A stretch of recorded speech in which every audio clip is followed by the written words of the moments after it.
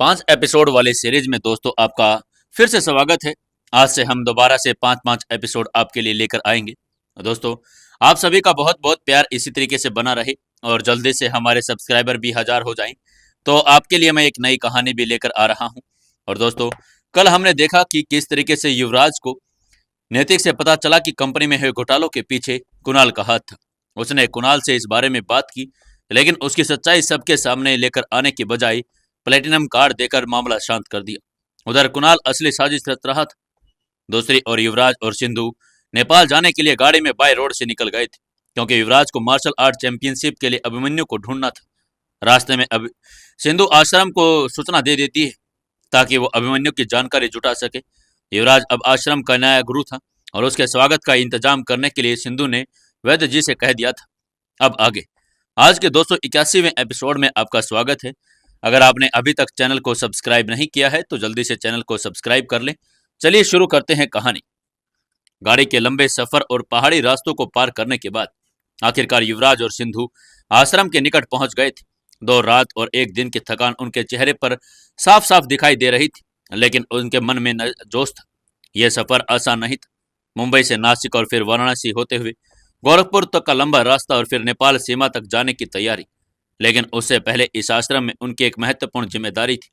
गाड़ी अब और आगे नहीं जा सकती थी, क्योंकि आगे का रास्ता संकरे पहाड़ों और घने पेड़ों के बीच घिरा हुआ था। उन्हें अब पैदल ही चलकर आश्रम तक पहुंचना था।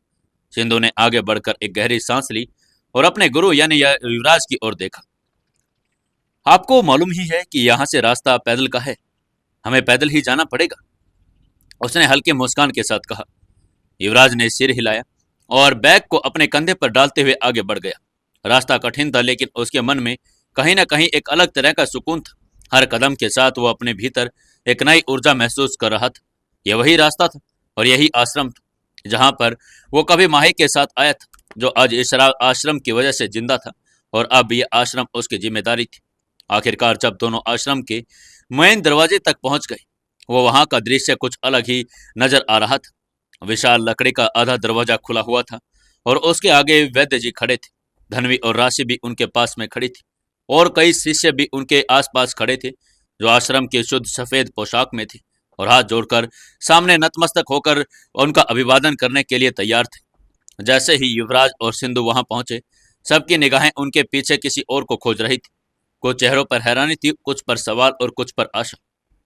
सिंधु, तुमने तो कहा था कि आश्रम की गुरु आ रही, लेकिन गुरु तो यहां पर नहीं दिख रही, धनवी ने आगे बढ़कर कहा। सिंधु ने धनवी की आंखों में देखा, फिर धीरे से मुस्कुराई। उसने अपनी नजरें युवराज की तरफ मोड़ी और सम्मानपूर्वक हाथ जोड़कर कहा, युवराज जी अब हमारे नए गुरु हैं। गुरु मां ने उन्हें स्वयं इस पद के लिए चुना है। एक पल के लिए पूरी भीड़ में सन्नाटा छा गया। हर कोई संदेह के साथ एक दूसरे की ओर देखने लगा। यह निर्णय उनके लिए अप्रत्याशित था। लेकिन लेकिन अचानक ऐसा क्यों? किसी ने धीरे से कहा। गुरु मां ने स्वयं कहा है कि आश्रम की जिम्मेदारी युवराज जी के हाथों में होगी। वो जानती हैं कि इस भूमिका को बेहतर ढंग से ये निभा सकते हैं, सिंधु ने फिर से कहा। अब सबकी नजरें युवराज पर टिक गई थी। वहां खड़े सभी शिष्य जानते थे कि लेकिन इस भूमिका को इस देख लिया उनके लिए नया था। युवराज ने अपनी गहरी नजरों से सबकी ओर देखा और धीरे से कहा, मैं जानता हूं कि आप सभी के लिए ये एक बड़ा बदलाव है। गुरु मां ने जो निर्णय लिया है वो किसी भी संदेह से परे है। मैं वचन देता हूं कि इस आश्रम की परंपराओं और मूल्य को बनाए रखूंगा और उसे और ऊंचाइयों तक लेकर जाने का प्रयास करूंगा। वैद्य जी, जो अब तक चुपचाप खड़े थे, आगे आए और मुस्कुराते हुए बोले, यदि गुरु मां ने आपको चुना है तो हमें आप पर पूरा विश्वास है। हम आपका स्वागत करते हैं युवराज। ये सुनते ही बाकी शिष्यों ने भी अपनी शंका त्याग दी और धीरे धीरे सबने श्रद्धा और सम्मान के साथ युवराज जी के सामने हाथ जोड़ दी।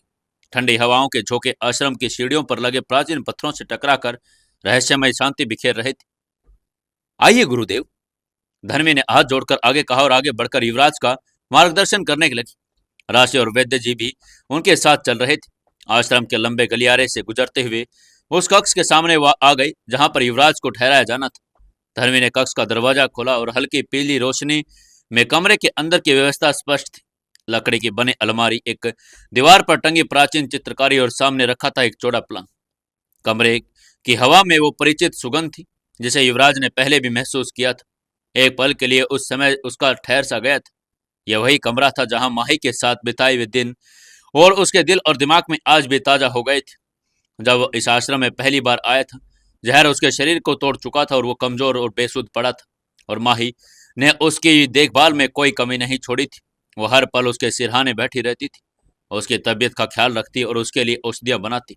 कभी कभी वो दर्द में करहा उठता तो उसके माथे पर हाथ फेरते हुए चुपके से आंसू भी बहाती। युवराज ने धीरे धीरे आंखें बंद की। गुरुदेव, वैद्य जी की गंभीर आवाज ने उसे अतीत की परछाइयों में वापस खींच लिया। युवराज ने अपनी भावनाओं को नियंत्रित किया और उनकी ओर देखा। आपके आदेशानुसार हमने सीनियर अभिमन्यु की तलाश में अपने लोगों को लगा दिया है। शीघ्र ही आपको उनके बारे में कोई न कोई सूचना मिल जाएगी। युवराज ने हल्के से सिर हिलाया और फिर खिड़की की ओर बढ़ गया। खिड़की से बाहर झांकते हुए उसकी नजर सामने पहाड़ी पर गई, वही पहाड़ी जहां माही के साथ उसने अनगिनत क्षण बिताए थे। पहाड़ी की तलहटी में एक झील थी। वो यादों की झील में डूबने ही वाला था कि तभी पीछे से सिंधु की आवाज आई। सिंधु ने देखा कि युवराज की आंखें हल्की नम हो गई है। वो समझ गई थी कि उसके गुरु पुरानी यादों में खो गए हैं। गुरुजी, आप ठीक तो हैं? युवराज ने खुद को संभालते हुए सिर हिलाया, लेकिन सिंधु जानती थी कि बात कुछ और ही है। तभी धनवी अंदर आई। उसके हाथ में लकड़ी की एक ट्रे थी और जिसमें 2 मिट्टी के कटोरे रखे थे। उसने आदरपूर्वक सिर झुकाया और कहा, गुरुदेव, ये विशेष दलिया वैद्य जी ने आपके लिए तैयार करवाया है। इसमें गरीम के फूल और कुछ दुर्लभ जड़ी बूटियां डाली गई है, जो आपकी थकान को दूर कर देंगी और आपके शरीर को और नई शक्ति देंगी। युवराज ने बिना कुछ कहे एक कटोरा उठा लिया। उसको देखा कि देखा सिंधु ने भी दूसरा कटोरा उठा लिया। पहले चम्मच में उसे महसूस हुआ कि साधारण भोजन नहीं था। दलिया के हर कण में अद्भुत स्वाद था, एक ऐसा स्वाद जो शरीर को नहीं बल्कि आत्मा को भी तृप्त कर रहा था। वो जल्दी जल्दी खाने लगा और जैसे जैसे दलिया उसके शरीर में जा रहा था, उसे लग रहा था कि मानो उसके भीतर एक नई ऊर्जा आ रही हो। सिंधु ने भी महसूस किया कि उसकी सारी थकान पल भर में मिट गई। जब वह दोनों अपना भोजन समाप्त कर गए तो धनवी ट्रे लेकर वापस चली गई। युवराज अब तक पलंग पर आ चुका था। सिंधु उसके सामने आदर्श शिष्य की तरह हाथ पीछे करके खड़ी थी और बोली, युवराज जी, अब आपको आराम करना चाहिए। मैं तब तक सीनियर अभिमन्यु के बारे में जानकारी इकट्ठा करने की कोशिश करती हूँ। वो जाने के लिए मुड़ी ही तो तभी युवराज ने उसे रोक दिया। नहीं, मुझे अभी आराम की जरूरत नहीं है। मैं लाइब्रेरी जा रहा हूँ। तुमने जिस किताब का जिक्र किया था, जिसमें प्रथम गुरुदेव के शिष्य की जानकारी थी, वो कहाँ रखी? सिंधु ने तुरंत बताया, वो किताब लाइब्रेरी के तीसरे रैक में चौथी कतार में रखी है। चलिए मैं आपको दिखा देती हूँ और बाकी किताबें भी देखने में आपकी सहायता कर दूंगी। लेकिन युवराज ने हाथ उठाकर उसे रोक दिया। नहीं सिंधु, तुम एक काम करो, पहाड़ी की उस झील के पास जाकर ध्यान लगाओ। तुम्हें अपनी मानसिक और शारीरिक शक्ति को अगले लेवल तक लेकर जाना होगा। आगे की यात्रा में हमें इसकी जरूरत पड़ेगी। अगर कोई सहायता चाहिए होगी तो यहाँ आश्रम में बहुत लोग हैं, आप किसी को बुला लेना। जो आ गया गुरुजी। सिंधु ने कोई प्रतिरोध नहीं किया और अपना सिर झुकाकर कहा।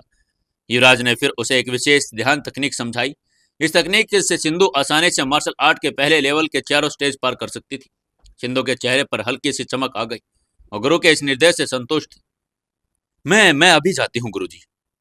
उसके बाद वो कमरे से बाहर निकल गई। अब युवराज अकेला कमरे में रह गया था। वो उठकर लाइब्रेरी की ओर चलने लगा।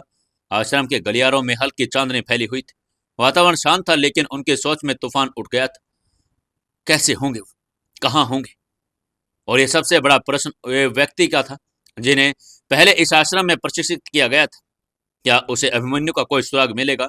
क्या माही की यादें उसे भटकाएंगी या खुद उसे मजबूत रख पाएगा? ये सारे सवाल उसके दिमाग में खोए हुए थे। इन्हीं विचारों के साथ जैसे ही वो लाइब्रेरी के मुख्य द्वार तक पहुंचा, एक जानी पहचानी सी आवाज सुनाई दी, गुरुदेव। युवराज ठिठक गया। उसने आवाज की दिशा में देखा।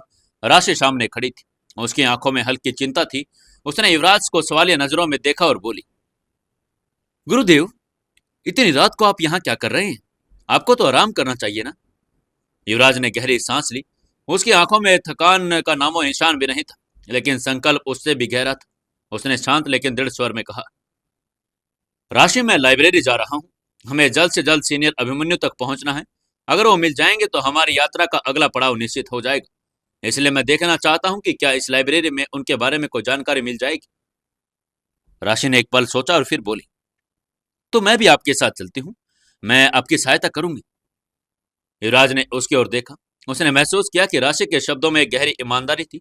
उसने बिना कोई प्रतिरोध किए सिर हिला दिया और दोनों लाइब्रेरी के अंदर चले गए। लाइब्रेरी में अंदर जाते ही उनके सामने अनगिनत पंक्तियों में सजी किताबें थी। हर किताब जैसे अतीत के किसी गहरे रहस्य को समेटे हुए थी। दीवार पर लगी लकड़ी की अलमारियों में रखी ये ग्रंथावली समय की साक्षी थी। मंद रोशनी में किताबों की मोटी जिल्दें चमक रही थी। कुछ किताबें इतनी पुरानी थी कि उनके कागज पीले पड़ चुके थे और कुछ पर धूल की हल्की हल्की परत भी जम गई थी। युवराज और राशि ने खोज शुरू कर दी। सबसे पहले हमें वो पुस्तक देखनी है जिसमें प्रथम गुरुदेव के शिष्यों की जानकारी है, युवराज ने कहा। राशि ने सिर हिलाया और तीसरे रैक की ओर बढ़ी। चौथी कतार में से एक मोटी सी किताब लेकर आई, प्रथम गुरुदेव के शिष्य और उनकी शिक्षाएं। राशि ने वो पुस्तक निकाली और एक बड़े से टेबल पर आकर बैठ गई। युवराज उसके पास आया और उन्होंने किताब के पन्ने पलटने शुरू कर दिए। हर पन्ने किसी महान शिष्य की कहानी कहता था। क्या लगता है आपको, क्या इस किताब में अभिमन्यु का रहस्य मिल पाएगा? कहाँ है अभिमन्यु? या जिंदा है या मर गया? जानने के लिए जुड़े रहिए अपनी इस कहानी बेमानी मोहब्बत के साथ। दोस्तों, 282वें एपिसोड में आपका स्वागत है। चलिए शुरू करते हैं कहानी। पहले पन्ने पर प्रथम विषय शिष्य की कथा थी। किस प्रकार उन्होंने कठिन तपस्या की और अपनी साधना को पूर्ण किया। दूसरे पन्ने पर अन्य शिष्य का उल्लेख था जो अब आश्रम छोड़कर योग और तपस्या के मार्ग पर निकल पड़े थे। ये दोनों ध्यान के पन्ने पलटते रहे। फिर अंततः उन्हें वो अध्याय मिला जिसमें सीनियर अभिमन्यु का उल्लेख था। युवराज की उंगलियां अनायास उस पन्ने पर ठहर गई। उसने गहरी नजरों से पढ़ना शुरू किया। सीनियर अभिमन्यु एक अत्यंत कुशल फाइटर, गहन अनुशासन प्रिय और ज्ञान के सागर। उन्होंने आश्रम में रहकर वर्षों तक अध्ययन और साधना की। वह प्रथम गुरुदेव के प्रिय शिष्य थे, लेकिन एक दिन अचानक आश्रम छोड़कर चले गए। उनके बारे में आखिरी बार यह सुना था कि वे बस। युवराज ने अचानक पन्ना पलटते हुए कहा। राशि ने चौंक कर उनकी ओर देखा और कहा, क्या हुआ गुरुदेव? युवराज ने गहरी सांस ली। इसमें अभिमन्यु के बारे में कोई खास जानकारी नहीं है। सिर्फ ये बताया गया है कि वे आश्रम छोड़कर चले गए थे, लेकिन यह नहीं लिखा कि वे गए कहाँ। हमें और किताबें देखनी होंगी। राशि ने सिर हिलाया और तुरंत दूसरी कतार की ओर बढ़ गई। अब दोनों अलग अलग किताबों को पलटने लगे थे। युवराज एक पुरानी किताब उठाकर लाया जिसमें आश्रम के इतिहास का उल्लेख था। राशि ने एक अन्य किताब निकाली जिसमें पहले शिष्यों की यात्राओं के बारे में लिखा गया था। समय बीतता जा रहा था, लेकिन उन्हें कोई ठोस जानकारी नहीं मिल रही थी। युवराज और राशि पूरी तन्मयता से किताबों को पन्ने पलट रहे थे। हर पन्ना किसी किसी भूले बिसरे अतीत की कहानी कह रहा था, लेकिन जिस जवाब की उन्हें तलाश थी वो उन्हें अब तक मिला नहीं था। युवराज ने एक मोटी धूल भरी किताब उठाई। उसकी जिल्द पर समय की मार साफ दिख रही थी। उसने धीरे धीरे पन्ने पलटने शुरू किए। कागज से आती हल्की सी गंध और पुराने अक्षरों की लिखावट में छिपे ज्ञान ने उसे गहरे उतरने को मजबूर कर दिया। तब एक पन्ने के बीचों बीच उसे एक मुड़ा तुड़ा कागज मिला। युवराज का दिल एक पल के लिए तेज धड़कने लगा। उसने धड़कनों को काबू में रखते हुए उस कागज को निकाला और धीरे से खोला। उसकी नजर जैसे उस पर पड़ी, उसकी आंखें चौड़ी हो गई। अभिमन्यु कागज पर नाम लिखा हुआ था। इसके ठीक नीचे कुछ निशान और स्थानों का नाम अंकित किया गया था। हाथ से खींचे कुछ अस्पष्ट लकीरों के से कुछ अक्षर थे जो मानो किसी स्थान का संकेत कर रहे हो। युवराज ने ध्यान से देखा। मनाली, रोहतांग, लेह, ये हिमालय की दिशा में जाने का कोई संकेत था। गुरुदेव, ये क्या है? राशि ने उत्सुकता से पूछा। युवराज ने कोई जवाब नहीं दिया। उसने जल्दी से अपनी जेब से मोबाइल निकाला और उस पर मैप ऐप खोलकर देखने लोकेशन को कोड करने लगा। धीरे धीरे उसे एक मैप उभरने लगा। मनाली से होकर रोहतांग पास और फिर लेह की ओर जाने वाले रास्ते। युवराज की सांसें थोड़ी सी गहरी हो गई। उसने नक्शे को और विस्तार से देखा। क्या अभिमन्यु इस रास्ते पर गए थे, या फिर क्या वो अब भी वहीं पर है? यह प्रश्न अब और जटिल हो गया था, लेकिन इतना तो तय था कि यह कागज कोई साधारण टुकड़ा नहीं था। यह सीधा उस व्यक्ति का सुराग था जिसकी उसे तलाश थी। राशि अब भी उस कागज को ध्यान से देख रही थी। उसने कहा, गुरुदेव, अगर ये सच अभिमन्यु की लोकेशन है तो उनसे जुड़ा कोई संकेत है, तो हमें जल्द से जल्द इस लोकेशन पर चलना चाहिए। युवराज ने गहरी सांस ली और सिर हिलाकर कहा, हाँ, लेकिन हमें पूरा यकीन करना होगा कि ये हमें सही दिशा में लेकर जा रहा है। इस बात का कोई प्रमाण नहीं है कि वो अब भी वहां पर है या ये किसी और की लिखावट है, लेकिन ये पहला ठोस सुराग है जो हमें मिला है। हमें इसे यूं ही नहीं छोड़ सकते। राशि ने सिर झुका लिया और हामी भरी। युवराज ने कागज को ध्यान से मोड़ा और अपने जैकेट के अंदर जेब में डाल लिया। उसकी आंखों में एक नई चमक थी। मुझे सिंधु के साथ जल्दी से निकलना होगा, लेकिन ये सवाल था, कैसे? हिमालय की यात्रा कोई आसान नहीं थी। आश्रम से वहां तक का सफर चुनौतीपूर्ण था और ये कोई सीधी सड़क नहीं थी कि जहां पर आसानी से पहुंच जाएं। युवराज ने अपनी हथेलियों को आपस में रगड़ा। सुबह होने में अभी कुछ घंटे थे। युवराज और राशि लाइब्रेरी से बाहर निकले। आश्रम के गलियारों में अब भी शांति थी। हर कोना जैसे किसी गहरी नींद में था, लेकिन युवराज की आंखों में कोई नींद नहीं थी। वो धीरे से अपने कमरे की ओर बढ़ा। रास्ते में उसने आसमान की ओर देखा। सितारे अब भी चमक रहे थे, लेकिन पूर्वी दिशा पर हल्की लालिमा उभरने लगी थी। नया सूरज एक नई यात्रा का संकेत दे रहा है। जैसे वो अपने कमरे में पहुंचा, अपनी यात्रा के लिए आवश्यक सामान तैयार करना शुरू कर दिया। उसने एक छोटी सी पोटली जिसमें वैद्य जी द्वारा दी गई औषधियां थी। ये औषधियां सिर्फ साधारण जड़ी बूटी नहीं थी, बल्कि उनमें वर्षों के अनुभव और प्रकृति के दुर्लभ तत्वों का सम्मिश्रण था। ऐसे नुस्खे जो कठिन परिस्थितियों में शरीर को ऊर्जा और मन को स्थिरता प्रदान कर सकते थे। जैसे वो जाने के लिए मुड़ा, दरवाजे पर एक हल्की आहट हुई। गुरुदेव।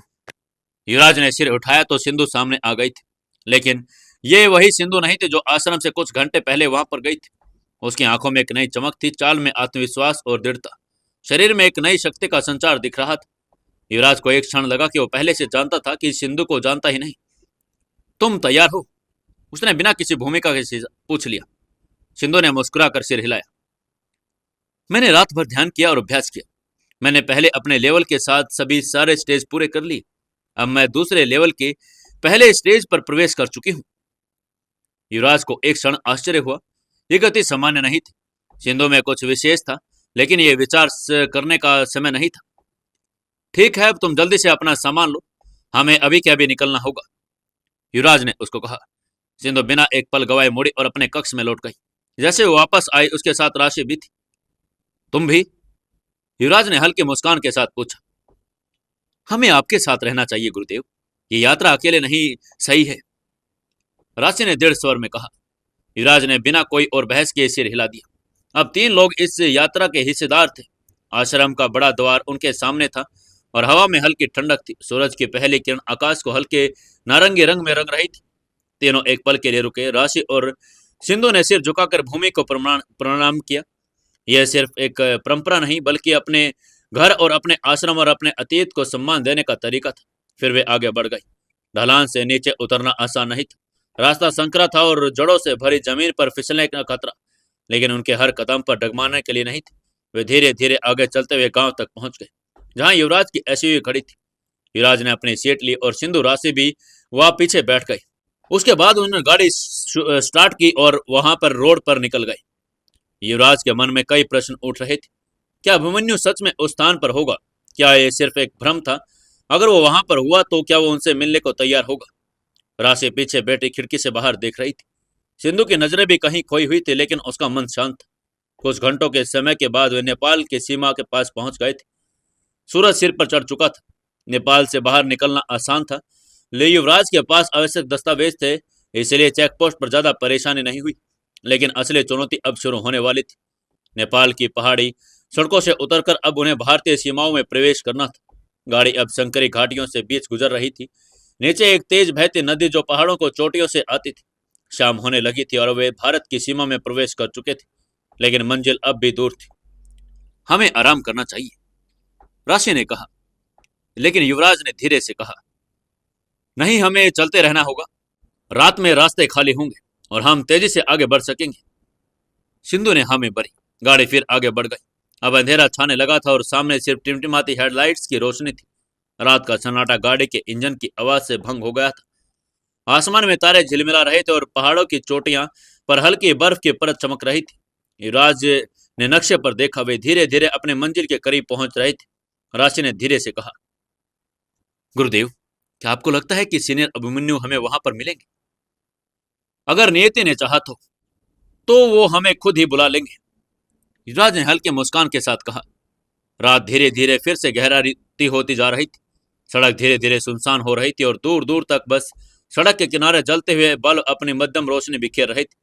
युवराज, सिंधु और राशि गोरखपुर पहुंच चुके थे। कई घंटों की यात्रा के बाद अब पेट की भूख में हलचल थी। गाड़ी हाईवे किनारे एक बड़े से ढाबे के आके सामने उन्होंने रोक ली और बाहर कुछ ट्रक खड़े थे। ढाबे के अंदर तेज आवाजों के अंदर गाने चल रहे थे। जैसे ही तीनों गाड़ी से उतरे, ढाबे पर बैठे कई लोगों की नजरें युवराज के साथ आई 2 सुंदर लड़कियों पर टिक गई। उनमें से कुछ लोग फुसफुसाने लगे, कुछ ने हल्की सीटी बजाई, तो कुछ बस आंख फाड़े देख रहे थे। भाई, ये लड़कियां यहाँ कैसे? साथ में जो लड़का है वो इनका क्या लगता है? बाप रे, क्या जोड़ी है। कुछ लड़के जो ईर्ष्या से जल रहे थे, तो कुछ बस उनकी ओर ताकते हुए अपनी हदें लांघने के तैयार थे। युवराज जी ने इन सब बातों का ध्यान नहीं दिया। वो बस राशि और सिंधु की ओर मुड़ा और कहा, तुम दोनों जाकर ऑर्डर दे दो, मैं थोड़ी देर में आता हूं। इतना कहकर वो अंदर वॉशरूम की ओर बढ़ गया। राशि और सिंधु अंदर जाकर एक कोने में टेबल पर बैठ गई। ढाबे के अंदर हल्की रोशनी, लकड़ी के पुरानी मेजें और गर्मा गर्म खाने की खुशबू चारों तरफ फैली हुई थी। लेकिन कुछ ही देर में माहौल बदलने वाला था। जैसे ही दोनों ने ऑर्डर दिया, पीछे से एक लड़कों का झुंड सामने आ गया। और करीब 6-7 लड़के थे और गले में सोने की चैन और तंग टी शर्ट और हाथ में बीड़ी पकड़े। उनके चाल ढाल से लग रहा था कि वो मुसीबत की आहट लेकर आ रहे थे। क्या सिंधु और राशि किसी मुसीबत में फंसने वाले थे, या फिर युवराज टाइम पर आ जाएगा, उनको बचा लेगा? क्या होगा आगे जानने के लिए जुड़े रहिए अपने इस कहानी बेमानी मोहब्बत के साथ। दोस्तों, कहानी को ज्यादा से ज्यादा शेयर करें, कमेंट करें और लाइक जरूर करें। दोस्तों, 283वें एपिसोड में आपका स्वागत है। चलिए शुरू करते हैं कहानी। राशि और सिंधु जब अंदर जाकर बैठे तो उनके सामने कुछ लड़कों का झुंड आ गया था। उनमें से एक लड़का टेबल के पास झुका और धीमी आवाज में बोला, अकेले हो? क्या काम है इस लड़के के साथ? सिंधु ने घूर कर देखा और सख्त लहजे में बोली, दूर हटो वरना अच्छा नहीं होगा। लड़का हंसने लगा और उसने कहा, अरे वाह, तेवर तो देखो, लेकिन हम तो तुम्हारे साथ दोस्ती करना चाहते हैं। चलो हमारे साथ, यहाँ क्यों टाइम बर्बाद कर रही हो तुम? राशि ने गहरी सांस ली। वो जानती थी कि अब आगे बात बढ़ने लगी है। उसने कहा, चले जाओ यहां से, नहीं तो। उसने फिर से चेतावनी दी। नहीं तो? क्या नहीं तो? लड़कों में से एक आगे बढ़ा और हाथ बढ़ाने लगा। बस यहाँ गलती उन्हें भारी पड़ने वाली थी। राशि के पास ज्यादा समय नहीं था। जैसे ही एक लड़के ने हाथ बढ़ाया, उसने टेबल पर रखी टूथपिक्स उठाई और फुर्ती से 2 लड़कों के आंखों में फेंक दी। आह, ये क्या था? दोनों लड़के वहीं जमीन पर बैठ गए। उनकी अपनी आंखें उन्होंने पकड़ ली थी। बाकी के लड़के एक पल के लिए ठिठक गए थे। राशि की चाल इतनी तेज थी कि किसी को समझ नहीं आया कि हुआ क्या है। लेकिन अब असली चुनौती सामने थी। गिरोह में से 2 लड़के और थे जो बाकी लोगों से अलग थे। उनके चेहरे पर हल्की मुस्कान थी। सिंधु और राशि तुरंत समझ गई कि ये दोनों आम गुंडे नहीं थे। उनकी चाल ढाल और उनकी आंखों में गंभीरता और उनके हाथों की पकड़, ये दोनों कुशल मार्शल आर्टिस्ट थे। उनके शरीर में निकलने वाली ऊर्जा सिंधु और राशि को महसूस होने लगी थी। सिंधु ने धीमे स्वर में कहा, राशि, ये लोग खतरनाक हैं, हमें संभल कर रहना होगा। राशि ने सिर हिलाया। हाँ, लेकिन डरने का सवाल नहीं, अब लड़ाई तो होने ही वाली है। सिंधु ने अपनी सांसों को नियंत्रित किया और बिजली की गति से आगे बढ़ी और एक ही झटके में 4 लड़कों पर धूल चटा दी। कोई हवा में उछलकर गिरा तो किसी की कलाई मरोड़ दी। किसी का सिर सीधे टेबल से जाकर टकरा गया और चारों ओर झटके में नीचे पड़े कराह रहे थे। बस वहां पर 2 बचे थे। वो दोनों पहले से तैयार थे। उन दोनों ने सिंधु और राशि पर तेज घुसे चलाने शुरू कर दिए। राशि और सिंधु दोनों ने घुसों को आते देखा, लेकिन उनकी गति इतनी तेज थी कि वे कुछ नहीं कर पाई। डर के मारे दोनों ने आंखें बंद कर ली। लेकिन फिर कुछ ऐसा हुआ कि पूरी जगह पर सन्नाटा छा गया। कोई आहट, कोई आवाज, कोई मारपीट नहीं। जब राशि और सिंधु ने अपनी आंखें धीरे से खोली तो सामने एक दृश्य देखकर वो चौंक गई। युवराज वहां पर खड़ा था और उसने अपने दोनों हाथों से उन लड़कों को गुस्सों को रोक लिया था।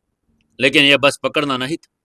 युवराज ने उनके हाथों को इस तरह जकड़ लिया, उनकी पसलियों तक झंझना गई। क्रैक, हल्की हल्की आवाज आई और अगले ही पल दोनों लड़के दर्द से जमीन पर गिर पड़े। पूरी जगह सन्नाटे में छा गई। सभी की आंखें फटी की फटी रह गई। ढाबे के लोग अब तक ये सोच रहे थे कि ये 2 लड़कियां मुसीबत में फंस जाएंगी, लेकिन अब पूरे ढाबे के लोग की आंखें युवराज पर टिक गई थी। पर वहां पर चुपचाप वो खड़ा था, वो जैसे ही कुछ हुआ ही नहीं हो। सिंधु और राशि ने राहत की सांस ली। राशि ने धीरे से कहा, गुरुजी, आप सही समय पर आ गए। युवराज ने हल्की मुस्कान दी और कहा, चलिए, खाना ठंडा हो रहा है। इस घटना के बाद कोई और उन तीनों की तरफ देखने की हिम्मत नहीं कर पाया। उसके बाद उन लोगों ने खाना खाया और दोबारा से गाड़ी में आकर बैठ गए। गाड़ी स्टार्ट की और रात के अंधेरे में गाड़ी अपनी गति से हाईवे पर दोबारा से दौड़ने लगी। चारों ओर सन्नाटा, बस बीच बीच में किसी गुजरते ट्रक की हल्की आवाज और दूर जलते बिजली के खंभों की मंदी रोशनी। गाड़ी की हेडलाइट सामने काले रास्ते पर चीर रही थी, मानो किसी अनजान मंजिल की ओर बढ़ने का संकेत दे रही थी। ढाबे पर हुई घटना के बाद तीनों शांत थी, शायद वे इस बात पर ज्यादा नहीं बात करना चाहते थे, और राशि और सिंधु ने खिड़की के बाहर झांकते हुए ठंडी हवा को महसूस किया और जितना संभव हो सके अपने मन को शांत करने का प्रयास किया। युवराज ने हल्का सा गला साफ किया और फिर गहरी आवाज में कहा, राशि, एक बात ध्यान रखना। जी गुरुदेव। राशि, मैंने सिंधु से जो कहा था वही तुम्हारे लिए भी कहूंगा। हमारे सामने जो भी है तुम मुझे गुरुदेव या नहीं बुलाओगे, बस युवराज जी कहोगे। पर क्यों गुरुदेव? हम किसी भी हाल में अपनी पहचान उजागर नहीं कर सकते राशि। हमारे सफर में ऐसे लोग भी होंगे जो हम पर नजर रख रहे होंगे। अगर उन्हें इस बात की भनक लग गई कि हम आश्रम से जुड़े हुए हैं तो और भी ज्यादा मुश्किलें आ जाएंगी। इसलिए हम बाहर की दुनिया से एक दूसरे को आम दोस्तों की तरह व्यवहार करेंगे। राशि को समझ आ चुका था। उसने हल्की मुस्कान के साथ सिर हिला दिया और कहा, ठीक है युवराज जी। युवराज जी ने हल्की संतुष्टि के साथ आगे गाड़ी बढ़ाई और सफर जारी था, पर मैंने बेचैन था। रात का दूसरा पहर अब शुरू हो चुका था। घड़ी में करीब 3 बज गए थे और हाईवे पर गाड़ी अपनी रफ्तार से चल रही थी। सिंधु की आंखें भी झपकने लगी, लेकिन वो जबरदस्ती खुद को जागते रहने पर मजबूर कर रही थी। अगर मैं सो गई तो कोई मुश्किल खड़ी हो जाएगी। ये विचार उसे सोने नहीं दे रहा था। राशि भी पीछे बैठी बैठी मोबाइल स्क्रॉल कर रही थी तो कभी खिड़की के बाहर अंधेरे को देख रही थी। कई घंटों तक लगातार गाड़ी चलाने के बाद आखिरकार सुबह की हल्की रोशनी आसमान पर फैलने लगी। सुबह धीरे धीरे अपने अस्तित्व की झलक देखने लगा। गाड़ी अब उत्तर प्रदेश के बस्ती जिले की सीमा में प्रवेश कर चुकी थी। युवराज ने गहरी सांस ली और बुदबुदाया, अब आराम करने का वक्त आ गया है। तीनों ने तय किया कि कुछ देर आराम करना चाहिए। वे हाईवे से थोड़ी दूर पर एक छोटे से शहर में मुड़े जहां पर कोई होटल्स की कतारें थी, लेकिन उनमें से ज्यादातर ये तो पुराने या फिर ज्यादा सुरक्षित नहीं लग रहे थे। सिंधु ने थोड़ा झल्लाते हुए कहा, हमें किसी अच्छे होटल में रुकना चाहिए। यहाँ कुछ देर चैन नहीं से हम सो सके। राशि ने मोबाइल निकालकर कुछ होटल की जानकारी देखी और कहा, यहाँ से 3 किलोमीटर दूर एक अच्छा होटल है। रेट्स भी ठीक लग रहे हैं, सिक्योरिटी भी अच्छी लग रही है। ठीक है, वहीं चलते हैं, युवराज ने कहा और गाड़ी उस होटल की ओर बढ़ा दी। कुछ देर बाद वो होटल के सामने भी पहुंच गए। होटल बाहर से काफी अच्छा लग रहा था। युवराज ने गाड़ी से उतरा और रिसेप्शन की ओर बढ़ा। राशि और सिंधु भी पीछे पीछे चल पड़ी। होटल के अंदर घुसते ही हल्की ठंडी हवा का झोंका आया। लॉबी में हल्की रोशनी फैली हुई थी और एक कोने में मंद मंद संगीत बज रहा था। युवराज रिसेप्शनिस्ट के सामने पहुंचा और कहा, 3 लोगों के लिए 2 कमरे चाहिए। सर, आपको सिंगल या डबल बेड चाहिए? डबल बेड वाले 2 रूम ठीक रहेंगे, युवराज ने सोचकर कहा। राशि हल्की सी मुस्कान के साथ बोली, थोड़ा आराम मिल जाएगा, आखिर इतनी लंबी यात्रा की है। सिंधु ने भी हमें भरी, हाँ, और हमें आगे का लंबा भी रास्ता तय करना है। रिसेप्शनिस्ट ने उन्हें कमरे की चाबी दी और तीनों अपने ऊपर कमरे की ओर बढ़ गए। युवराज ने जैसे ही कमरे में एंटर किया उसे एक अजीब सी अनुभूति हुई, जैसे कोई उनकी हरकतों पर नजर रख रहा हो। क्या ये सिर्फ एक सफर की थकान थी या फिर कोई अनदेखी ताकत उसे पीछे लगी हुई थी? उसे एहसास ही नहीं हो रहा था। पूरी रात स्टीयरिंग घुमाते घुमाते शरीर की सारी ऊर्जा खत्म हो चुकी थी और सिर भी भारी होने लगा था। उसने अंदर आते ही अपने जूते उतारे और जैकेट एक और रखी और बेड के ऊपर बैठते ही गहरी सांस ली। सफर के तनाव से भरी सारी सोचें दिमाग में गड़बड़ कर रही थी, लेकिन नींद आने से पहले ही दरवाजे पर हल्की दस्तक हुई। कौन? हम हैं, सिंधु की हल्की लेकिन कॉन्फिडेंस से भरी हुई आवाज आई। युवराज ने माथा दबाते हुए दरवाजा खोला। सामने सिंधु और राशि खड़ी थी। दोनों के चेहरे पर हल्की मुस्कान थी, लेकिन आंखों में गंभीरता झलक रही थी। तुम दोनों यहाँ क्या कर रही हो? युवराज जी, हम आपकी मालिश करने आए हैं। युवराज की भौहें सिकुड़ गई और थोड़ा अचरज में पड़ गया और बोला, क्या? नहीं, ये कोई जरूरी नहीं है। तुम दोनों भी थकी हुई हो, जाओ अपने कमरे में जाकर आराम करो। सिंधु ने हल्की मुस्कान के साथ कहा, हम बिल्कुल ठीक हैं, पर आप नहीं। हमने कार में बैठकर सफर किया, लेकिन आपने पूरी रात गाड़ी चलाई। शरीर को आराम नहीं मिला तो आगे की यात्रा मुश्किल होगी। इसलिए आप बहस मत कीजिए, हम आपकी देखभाल कर रहे हैं। राशि ने थोड़ा जिद स्वर में कहा, बिल्कुल, और हम आपको मना करने का कोई मौका भी नहीं देने वाले। युवराज ने दोनों की गंभीरता को भांप लिया और चुपचाप बेड पर बैठ गया। उसने महसूस किया कि वास्तव में उसका शरीर बेहद थक चुका था। शायद कुछ राहत उसे सच में मिल जाएगी। सिंधु अंदर आई और वॉशरूम से गर्म पानी की बाल्टी लेकर ऊपर बेड की तरफ आ गई। भाप उठते गर्म पानी को देखकर ही युवराज को हल्की राहत महसूस हुई। उसने अपने पैर बाल्टी में डाल दिया और जैसे ही गर्म पानी की गर्मी उसकी त्वचा को छूने लगी, उसकी थकान धीरे धीरे पिघलने लगी। इधर राशि ने उसके सिर की मालिश शुरू कर दी। उसके अनुभवी हाथों की हल्की मगर स्ट्रिक हरकतें युवराज के सिर के दर्द को कम कर रही थी। सिंधु पीछे खड़ी होकर उसके कंधे की मांसपेशियों को हल्के हल्के दबाने लगी। सफर की लंबी थकान से उसके कंधे पर जैसे पत्थर से बन गए थे। लेकिन जैसे ही सिंधु ने हाथों की गर्माहट उनके समाई, वैसे ही मांसपेशियों की जगह ढीली ढीली पड़ने लगी। युवराज ने आंखें बंद कर ली।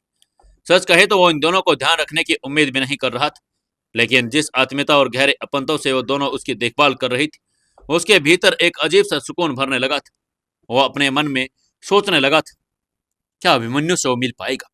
क्या फिर वो अभिमन्यु से कभी नहीं मिल पाएगा? क्या लगता है दोस्तों आपको, क्या युवराज कभी अभिमन्यु से मिल पाएगा या नहीं?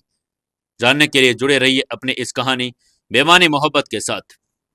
दोस्तों 284वें एपिसोड में आपका स्वागत है। चलिए शुरू करते हैं कहानी। मालिश करने के बाद थोड़ी देर बाद राशि ने कहा, गुरुदेव आपको लेटना होगा, पूरी बॉडी की थकान दूर हो जाएगी। युवराज ने अनमने ढंग से आंखें खोली, मगर उसने कोई विरोध नहीं किया। वो चुपचाप बिस्तर पर लेट गया। अब सिंधु ने धीरे धीरे उसकी टांगों की मालिश करनी शुरू कर दी। राशि उसकी बाहों और कंधों को राहत देने लगी। उसके हाथों में गजब की कुशलता थी। हर दबाव और स्पर्श ऐसा था जो सीधा शरीर के नर्वस सिस्टम को सुकून दे रहा था। धीरे धीरे थकान के बादल हटने लगे। युवराज को पता ही नहीं चला कि कब उसकी आंखें बारी होने लगी और कब नींद में खो गया। सिंधु और राशि ने मुस्कुराकर एक दूसरे को देखा। मिशन पूरा, राशि ने हल्के से फुसफुसा कर कहा। सिंधु ने युवराज के सिर पर नीचे तकिया ठीक किया और कंबल उठाया और धीरे से कहा, अब इन्हें सोने दो, हमें भी थोड़ा आराम कर लेना चाहिए, क्योंकि हमारा सफर भी अभी खत्म नहीं हुआ। अब सुबह के हल्के उजाले में होटल का कमरा एक अजीब सी शांति से भर गया था। सिंधु और राशि ने एक दूसरे की ओर देखा, फिर दरवाजे की ओर बढ़ गई, ताकि युवराज को बिना किसी डिस्टर्बेंस की गहरी नींद से सोना दिया जाए। युवराज जो पहली बार शायद किसी बिना चिंता के सोया था, उस क्षण को महसूस ही नहीं कर पा रहा था। लेकिन ये निश्चित था कि ये सुबह सिर्फ एक विश्राम की सुबह नहीं थी। शाम के हल्के सुनहरे उजाले में जब युवराज की आंखें खुली, तो उसे एहसास हुआ कि कितनी गहरी नींद में वो सो गया था। घड़ी पर नजर डालते ही उसे समझ आ गया कि शाम के 6 बज चुके हैं। एक पल के लिए उसे यकीन ही नहीं हुआ कि वो इतनी देर तक सोता रहा। लेकिन जब शरीर में नई ऊर्जा का संचार महसूस हो रहा था, उसे एहसास हुआ कि सच में अब तरोताजा हो चुका था। उसने जल्दी से बेड छोड़ दिया, बाथरूम जाकर ठंडे पानी में अपना चेहरा धोया और कुछ ही मिनटों में पूरी तरह से तैयार होकर सिंधु और राशि के कमरे की ओर बढ़ा। पता नहीं दोनों अब तक जागी भी होंगे या नहीं, उसने अपने मन ही मन सोचा। लेकिन जैसे ही उसने दरवाजे खोला तो देखा कि दोनों लड़कियां पहले से पूरी तरह से तैयार थी। राशि ने हल्के रंग के डेनिम जैकेट के साथ ब्लैक टी शर्ट पहनी, और जबकि सिंधु ने मगर साधारण सा भेद एथनिक वियर पहना हुआ था, जिसमें वो किसी फिल्मी हीरोइन से कम नहीं लग रही थी। अरे तुम दोनों तो पहले से तैयार हो गई, युवराज ने अंदर जाकर हल्की सी मुस्कान के साथ कहा। राशि ने शर्माती अंदाज में जवाब दिया, हम कोई आम लड़कियां नहीं है जो देर से सोती रहे। सिंधु में मुस्कुरा दी। फिर तीनों होटल के चेकआउट करने के लिए रिसेप्शन की ओर बढ़ गई। होटल से निकलने से पहले उन्होंने तय किया कि पहले पेट पूजा कर ले जाए, इसलिए वे होटल के अंदर एक शानदार रेस्टोरेंट में चले गए, जहां एक हल्की क्लासिकल म्यूजिक की धुन भी बज रही थी। हर टेबल पर स्वादिष्ट व्यंजनों की महक दौड़ रही थी। लेकिन तीनों ही जैसे रेस्टोरेंट में आए, वैसे ही वहां पर मौजूद लोगों के बीच एक अजीब सी हलचल मच गई। लोगों की निगाहें अचानक सिंधु और राशि पर टिक गई। वे सिर्फ खूबसूरत नहीं थी, बल्कि अपनी चाल और ढाल और फिक्र उन्हें और भी आकर्षक बना रहा था। वहां कुछ बैठे लड़के जो पहले अपने दोस्तों के साथ हंसी मजाक कर रहे थे, अब पूरी तरह खामोश थे, और उनकी निगाहें सिंधु और राशि के चेहरे पर अटक गई थी, जैसे वे किसी जादू की मूर्त देख रहे हो। कुछ लड़के अपनी गर्लफ्रेंड के साथ आए थे, लेकिन अब उनका पूरा ध्यान उन दोनों लड़कियों पर था जो अभी अभी रेस्टोरेंट में आ गई थी। ये बात अपनी गर्लफ्रेंड को बिल्कुल भी उनकी रास नहीं आ रही थी। उनमें से एक लड़के ने अपने बॉयफ्रेंड से कहा, रोहन तुम्हें शर्म नहीं आती? मैं यहाँ बैठी हूँ और तुम उन लड़कियों को घूरे जा रहे हो। रोहन जो अपनी प्लेट में चम्मच घुमा रहा था, हड़बड़ा गया और उसने कहा, अरे अरे नहीं नहीं, मैं तो बस मतलब मैंने तो कुछ भी नहीं देखा। लेकिन उसकी गर्लफ्रेंड को उसके सफाई पर बिल्कुल भरोसा नहीं हुआ। वो गुस्से में उठी और सीधी बाहर चली गई। उधर एक और टेबल पर एक अलग कपल बैठा हुआ था। लड़की ने लड़के को सिंधु की तरफ देखते हुए रंगे हाथों पकड़ लिया। तुम्हें अगर उनकी खूबसूरती इतनी पसंद आ रही है तो उनके पास जाकर बैठ जाओ ना, मैं तो जा रही हूँ। लड़के ने शर्मिंदगी में इधर उधर देखा, लेकिन तब तक उसकी गर्लफ्रेंड भी उठकर जा चुकी थी। यह सिलसिला पूरे रेस्टोरेंट में चल रहा था। एक के बाद एक कई लड़कियां अपने बॉयफ्रेंड को रंगे हाथों पकड़ लिया और उनसे झगड़ा करने लगी। लगता है हमने यहाँ आते ही हंगामा मचा दिया, राशि ने सिंधु के कान में फुसफुसा कर कहा। सिंधु ने अपनी हंसी रोकते हुए सिर हिलाया और कहा, मुझे लगता है हमें जल्दी से खाना खाकर निकल जाना चाहिए, वरना यहाँ बवाल हो जाएगा। रेस्टोरेंट का माहौल धीरे धीरे तनावपूर्ण होता जा रहा था। कुछ लड़कियां अपने बॉयफ्रेंड पर गुस्सा उतार रही थी तो कुछ लड़के एक दूसरे से कह रहे थे, यार ये दोनों लड़कियां हैं कौन, इतनी खूबसूरत, हम तो पहले इन्हें कभी यहाँ पर नहीं देख पाई। मुझे नहीं पता भाई, लेकिन अगर मैं सिंगल होता तो मैं जाकर उनसे बात कर लेता। हाँ, फिर तेरी पिटाई होती। युवराज ने इस पूरे माहौल को भांप लिया था। वो जानता था कि अगर यहाँ ज्यादा देर रुके तो यहाँ छोटी छोटी जलन की चिंगारियां किसी बड़े झगड़े में बदल जाएगी। इसलिए उसने बिना समय गवाए वेटर को इशारा किया और जल्दी से खाना ऑर्डर कर दिया। सुनो, हमें फटाफट खाना चाहिए और सीधे यहाँ से निकलना है हमें, युवराज ने राशि और सिंधु से कहा। दोनों लड़कियां समझ चुकी थी कि हालात अब सामान्य नहीं रहे, इसलिए उन्होंने भी सिर हिलाया और जल्दबाजी में खाना खत्म करने लगी। लेकिन तभी पास के एक टेबल पर एक लड़के ने युवराज को घूरते हुए कहा, भाई बहुत अच्छी किस्मत पाई है तूने, हम तो सोच भी नहीं सकते कि ऐसी दो लड़कियां हमारे साथ सफर कर रही होंगी। युवराज ने उसकी ओर कोई ध्यान नहीं दिया, लेकिन राशि और सिंधु ने एक दूसरे की ओर देखा और हल्की मुस्कुरा दी। युवराज ने अपने मन ही मन सोचा, इन दोनों के साथ सफर करना मेरी किस्मत नहीं बल्कि मेरी जिम्मेदारी है। अगर किसी ने इन पर गलत नजर डालने की कोशिश की तो उसका अंजाम बुरा होगा। तीनों ने जल्दी से खाना खत्म किया, बिल चुकाया और बिना किसी को ज्यादा घूरने और प्रतिक्रिया देने का मौका नहीं दिया सीधे रेस्टोरेंट से बाहर आ गए। जैसे बाहर आए और सूरज अब तक ढल चुका था, आकाश में हल्का नारंगी रंग फैल गया था। युवराज ने गाड़ी के दरवाजे खोले और राशि और सिंधु तुरंत अंदर बैठ गई। जैसे ही गाड़ी स्टार्ट हुई, उन्होंने सड़क पर रफ्तार पकड़ ली। युवराज अपने मन में सोच रहा था, यह सिर्फ एक सफर नहीं, यह एक परीक्षा है, और अब असली परीक्षा तब शुरू होगी जब हम हिमालय की उन रहस्यमयी वादियों में कदम रखेंगे। रात के अंधेरे में युवराज की गाड़ी हाईवे पर दौड़ रही थी। सड़क के दोनों ओर फैली लंबी लंबी स्ट्रीट लाइट किसी सैनिक की तरह कतार में खड़ी थी। उनके पीले प्रकाश ने एक दूर दूर तक पसरा सन्नाटा अजीब सुकून दे रहा था। युवराज के हाथ मजबूती से स्टीयरिंग पर थे और उसकी आंखें सामने एक सड़क पर थी। सिद्धू और राशि दोनों ने पिछले सीट पर आराम करने की कोशिश की, लेकिन गाड़ी की तेज रफ्तार और आसन घटनाओं में उत्सुकता के कारण वे पूरी तरह से सो नहीं पाई। रात में सुबह से बदलते समय का एहसास उन्हें अतब महसूस, जब पूरा में आकाश के सूरज की हल्की नारंगी लकीरें उभरने लगी। गाड़ी अब दिल्ली की सीमाओं में प्रवेश कर चुकी थी। युवराज ने गहरी सांस ली और एक पल के लिए अपनी आंखें हल्के से मूंद ली। उसे एक किसी चीज की याद आई, एक नाम ऐसा जो शहर के इस मौजूदगी का मतलब बदल सकता था, अकरम। युवराज के चेहरे पर हल्की सी मुस्कान आई। उसने बिना कुछ कहे गाड़ी को वेस्टर्न दिल्ली के सुभाष नगर की ओर मोड़ दिया। सिंधु और राशि ने उसे सवालिया निगाहों से देखा, लेकिन उन्होंने अब तक इस अनुभव हासिल कर लिया था। वो जानते थे कि जब युवराज खुद न बताए तब तक उसके जवाब निकालना मुमकिन था। दिल्ली का सुभाष नगर एक भीड़ भाड़ वाला इलाका था, और लेकिन यहाँ का एक हिस्सा ऐसा भी है जहाँ पर बहुत कम लोग जानते हैं, और गलियों में घुमावदार मोड़, टूटी फूटी सड़कें और पुराने मकानों की कतारें इस जगह को किसी रहस्यमय कोने का बनाती थी। युवराज की गाड़ी एक संकरी गली के बाहर आकर रुकी। उसने एक पुराने दरवाजे के सामने जाकर 3 बार दस्तक दी, एक छोटा ब्रेक और 2 बार तेज। एक ही एक संकेत था। अंदर से कुछ आवाजें आई, फिर दरवाजा धीरे धीरे खुलने लगा। सामने खड़ा शख्स करीब 36-37 साल का एक मजबूत कदकाठी का आदमी था। उसकी आंखें नुकीली और तेज थी और होठों पर एक हल्की मगर जानलेवा मुस्कान। भाईजान, क्या सच में तुम हो? उसने अपनी आंखें सिकोड़ते हुए पूछा। युवराज ने मुस्कुराते हुए कहा, अकरम, तुम्हें क्या लगता है मैं इतनी आसानी से गायब हो जाऊंगा? अकरम जोर से हंसा और युवराज को गले लगा लिया। आओ भाईजान, आओ, अंदर आओ। यार, तुम तो बहुत सालों बाद आए हो, और ये दोनों हसीनाएं कौन हैं? अकरम ने हल्के शरारत से पूछा। युवराज ने हल्का सिर झुका दिया। ये सिंधु और राशि है मेरे साथ, ये मेरी टीम का हिस्सा है। जो भी भाईजान के साथ है वो मेरे परिवार है। चलो अंदर चलो भाईजान। अकरम ने दोनों को सिर झुकाकर सलाम किया और कहा। अकरम उन्हें गुप्त तहखाने में ले गया, जो बाहर से देखने में एक पुरानी दुकान जैसा लगता था, लेकिन अंदर जैसे ही उसकी असली पहचान सामने आ गई।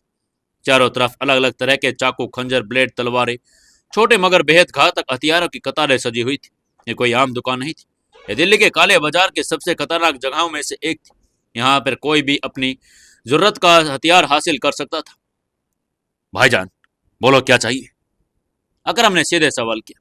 युवराज ने एक शीशे की अलमारी की तरफ इशारा किया। मुझे एक ऐसा ब्लेड चाहिए अकरम, जो हल्का हो मगर उतना ही तेज, मैं एक स्पेशल हथियार चाहता हूं, जो एक ब्लेड को जो जरूरत पड़ने पर तलवार जितना घातक हो, लेकिन देखने में साधारण लगे। अकरम ने एक पल सोचा और फिर एक छोटी अलमारी खोली। वहां से उसने एक चमकदार ब्लेड निकाला, जिसकी धार इतनी तेज थी कि उसकी चमक दूर से ही साफ दिखाई दे रही थी। ये देखो, ये एक खास तरह का ब्लेड है और इसकी तीखी धार सिर्फ हवा में लहराने से ही चीजों को काट सकती है।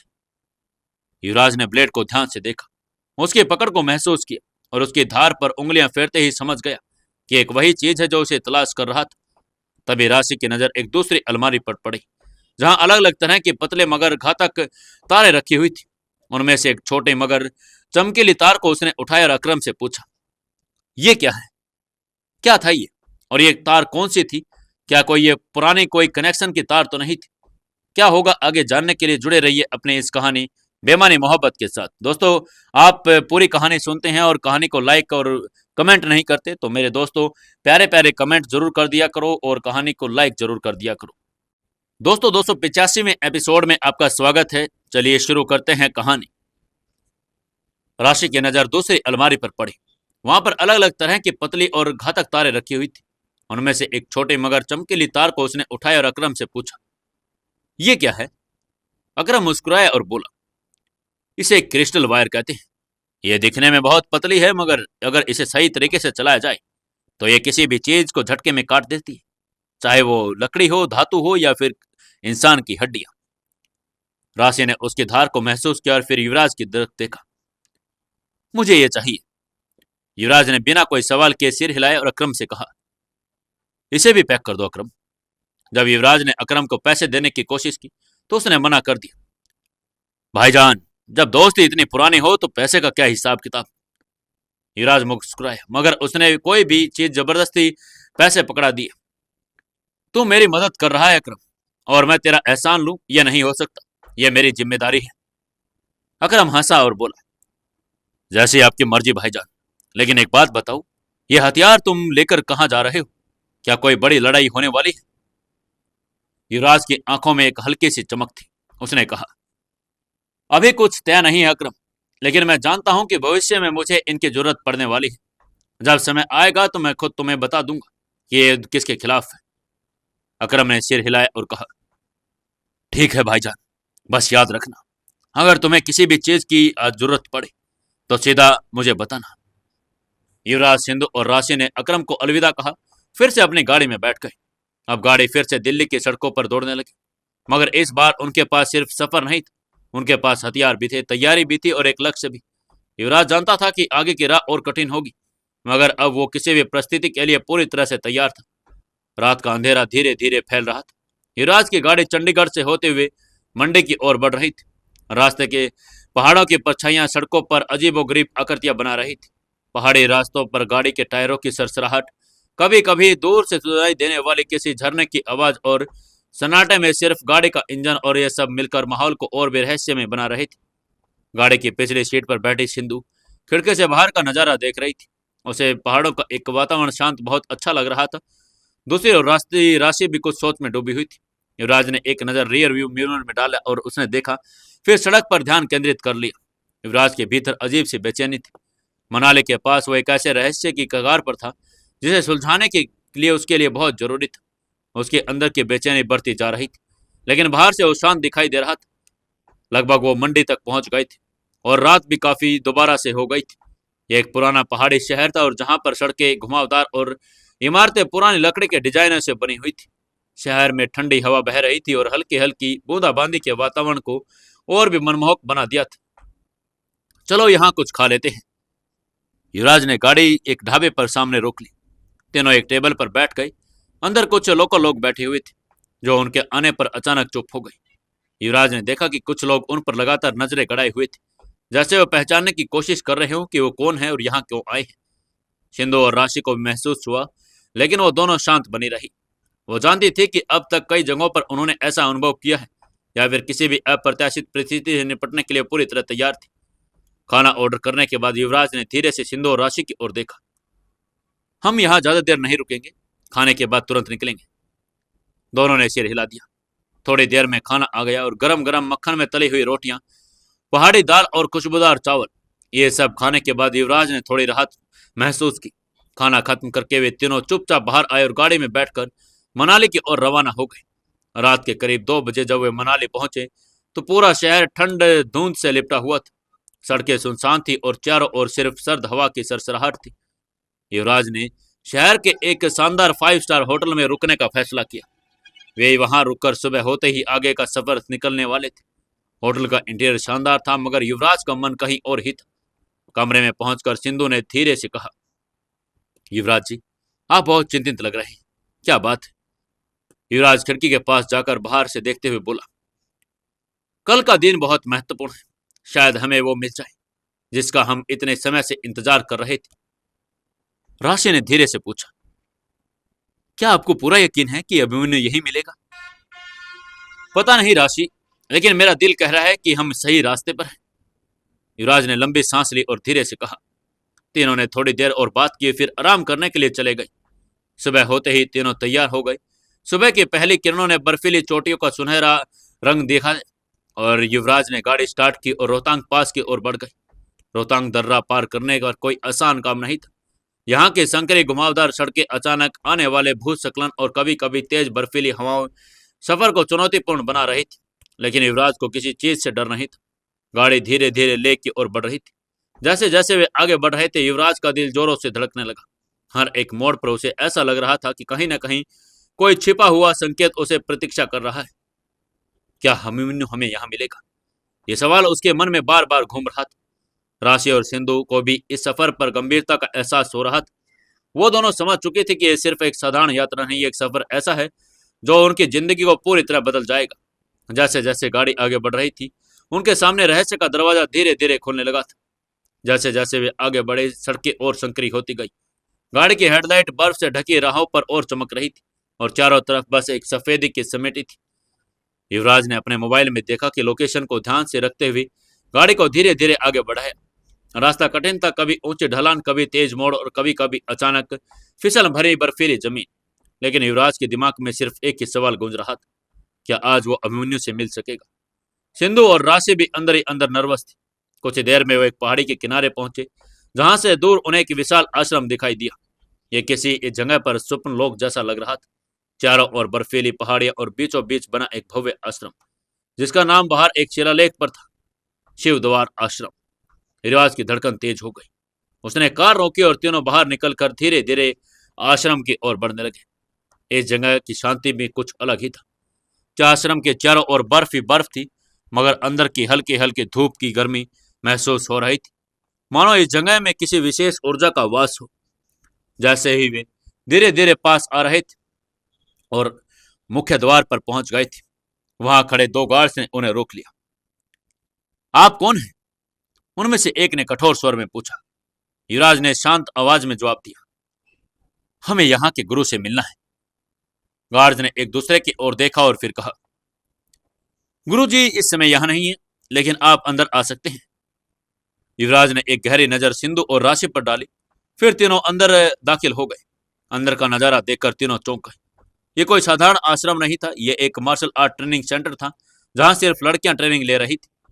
चारों ओर सफेद वर्दी पहने युवतियां अलग अलग ट्रेनिंग गतिविधियों में लगी हुई थी। कोई लड़की डरी डमी से अभ्यास कर रही थी तो कोई एक दूसरे से हाथों से लड़ाई करने का अभ्यास कर रही थी। ये देखकर युवराज के दिमाग में तुरंत अपने ही आश्रम की छवि उभर आई। क्या ये जगह हमारे भी आश्रम जैसी ही है?